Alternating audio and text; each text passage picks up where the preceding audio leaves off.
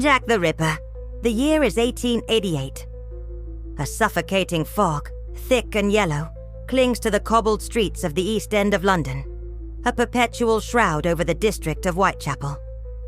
This is not the London of grand Victorian facades. This is the underbelly, a labyrinth of squalor and desperation where gaslight struggles against the darkness and poverty breeds a silent, seething fear. The air itself is heavy, stale with the smell of unwashed bodies, gin, coal smoke, and the River Thames is foul breath. Within this gloom, a shadow is coalescing, an entity known only by the horrifying moniker it will earn: Jack the Ripper.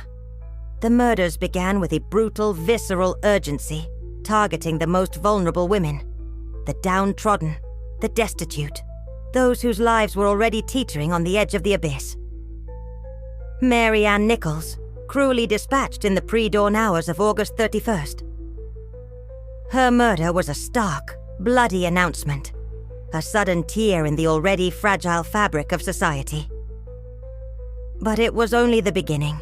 The police, overwhelmed and poorly equipped for an investigation of this magnitude, stumbled through the dark alleys, their heavy boots echoing against the walls of cheap lodging houses and dilapidated tenements. The public, meanwhile, devoured the details, their morbid fascination fueled by a sensationalist press that printed every gruesome rumor and every letter allegedly penned by the killer. Imagine, if you dare, the sound of the foghorn from the docks, a mournful, drawn-out cry that seems to weep for the victims. Picture the faces of the investigators, Chief Inspector Frederick Aberline, his eyes sunken with exhaustion, his mind wrestling with a killer who leaves no witnesses, no coherent pattern of escape, only the shocking artistry of his violence. This killer possesses a chilling efficiency, a knowledge, perhaps surgical, perhaps simply innate, of human anatomy that suggests a detachment beyond mere rage. The crimes are swift, brutal, and horrifyingly intimate. The canonical 5 victims, Nichols, Annie Chapman, Elizabeth Stride, Catherine Eddowes, and Mary Jane Kelly, each added a new, terrifying layer to the developing legend. Chapman, found days later, her body mutilated with a precision that sent shivers through the medical community, suggesting a hand accustomed to the knife. Eddowes and Stride, murdered on the same night, the infamous double event. An audacious display of arrogance that mocked the very authority of the Metropolitan Police. The fear was palpable, a physical weight that pressed down on the residents of Whitechapel. Women would not walk alone. Men formed vigilante groups, poorly organized and often misguided, driven by a furious need to protect their own.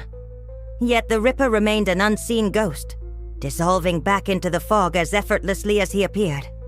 The letters started arriving, taunting, mocking, signed with the chilling flourish of Jack the Ripper.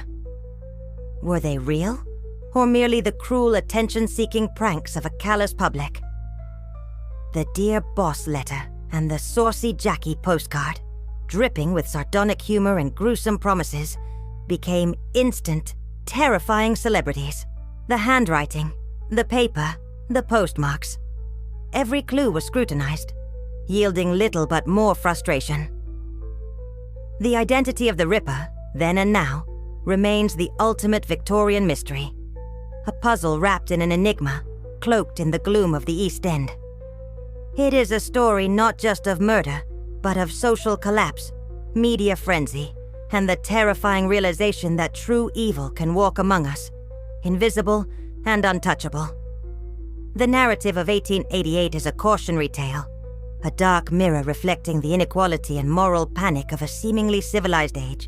The killer's shadow stretches across more than a century, chilling us with the realization that the perpetrator was never caught, never even definitively identified.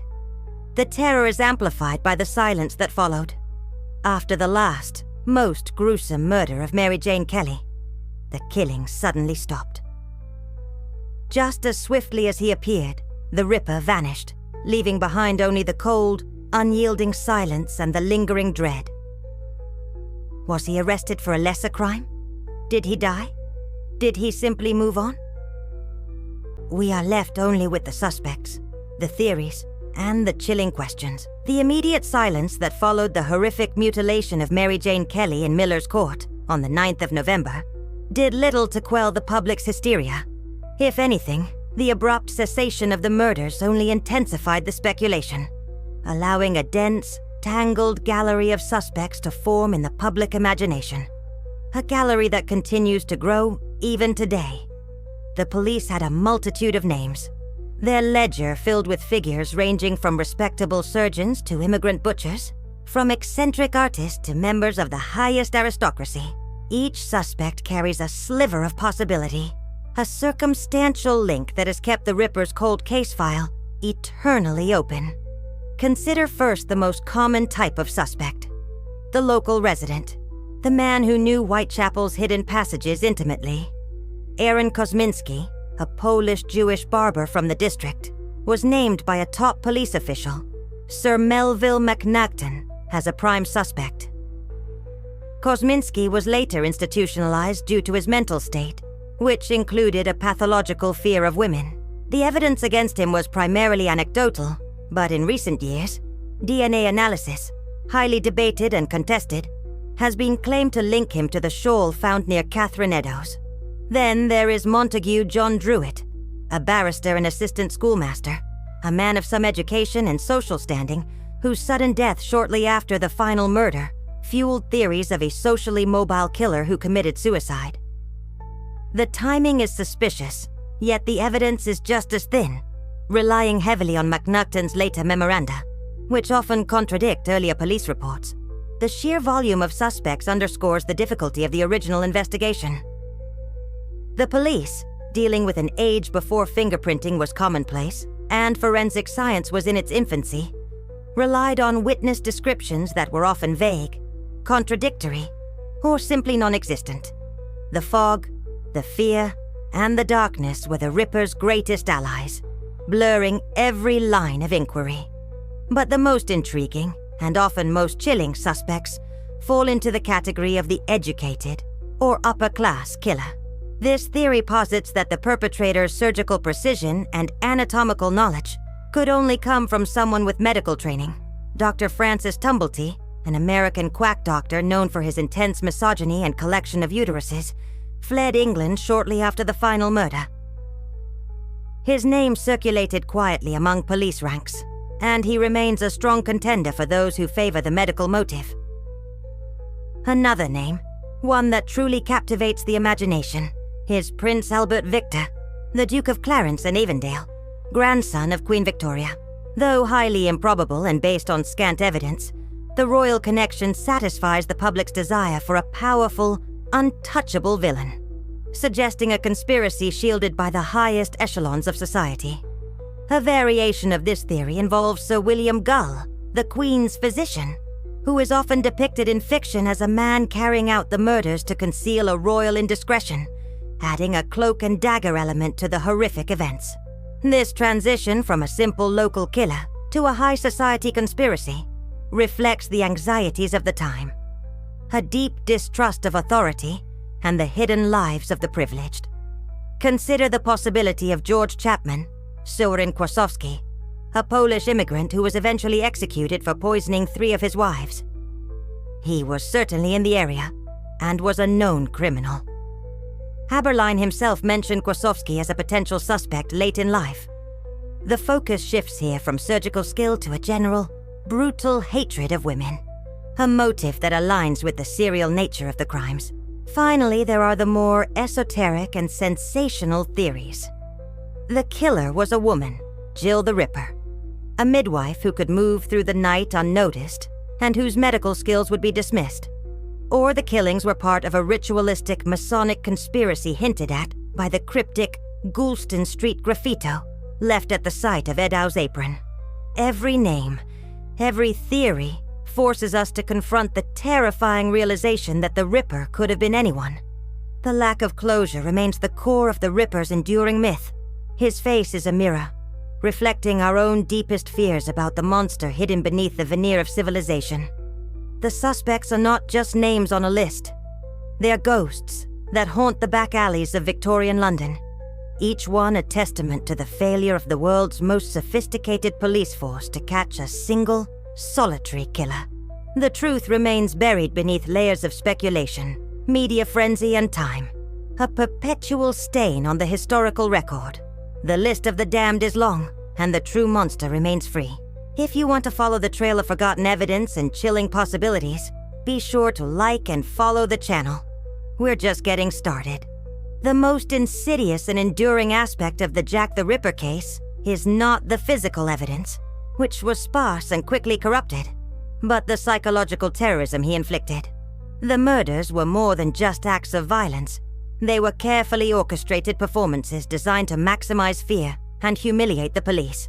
The killer's method, the targeted mutilations, and the sheer audacity of his actions created a sense of pervasive dread that transcended the squalid confines of Whitechapel and gripped the entire nation.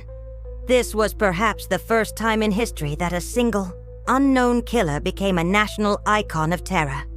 His name whispered in hushed tones from the slums to the stately homes of Mayfair. This widespread, almost existential fear was amplified exponentially by the Ripper letters. The Ripper is not just a historical criminal. He is a cultural archetype, the epitome of the serial killer, the ghost of Victorian morality, and a symbol of the darkness that lurks beneath the veneer of civilization. The case serves as a powerful lens through which to view late Victorian society. It exposes the shocking indifference to the lives of the poor, particularly women in the East End, who were often dismissed as mere unfortunates. It highlights the revolutionary role of the press in sensationalizing crime and coining the very name that made the killer immortal. It reveals the limitations of a police force grappling with a new kind of urban terror. The victims, too often reduced to footnotes in the search for the killer, are an essential part of the myth. Mary Ann Nichols, Annie Chapman, Elizabeth Stride, Catherine Eddowes, and Mary Jane Kelly. These were real women, with families and lives, who became collateral damage in the creation of a legend. Modern analyses and historical research have increasingly focused on reclaiming their humanity, ensuring they are seen not just as bodies, but as individuals whose tragic fate fueled one of history's great crime stories. The lack of resolution has given rise to the Ripperologists, a dedicated community of amateur and professional researchers who tirelessly sift through the records, diaries, and forensic evidence, perpetually seeking the definitive answer. These communiques, allegedly sent by the murderer to the police and the press, serve to establish the killer's persona and provide his infamous nickname. This journey through the shadows of Victorian London has come to an end, but the historical darkness is endless. Thank you for following this descent into the chilling unknown. If this exploration into history's most compelling mystery has intrigued you, please give this a like. Follow the channel for more deep dives into the cryptic corners of the past, and be sure to subscribe so you never miss a new theory or revelation.